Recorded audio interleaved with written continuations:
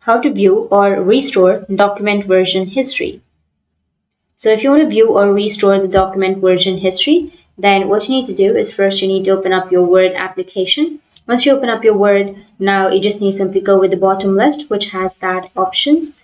Once you're under the options, now you need to go with save. And here, make sure that the save auto recover information is checked on, and keep the last auto recovered version, if I close without saving, is checked on. Make sure that these two are checked on, and then you can go with the time. So you can simply choose 5 minutes, 10 minutes, 15 minutes, like that. And you can also go with the auto recover file location and go with the location, or you can go with browse if you're not satisfied with this location. Once you've done that, now you need to go with OK. Now, once you've done with the settings, you just need to simply go with file, which is on the upper left, and then go with info. Under info, you will have manage document. Click on manage document, and then you will have your recover unsaved documents. So you just need to simply click on it, and you will have all of those unsaved documents right here.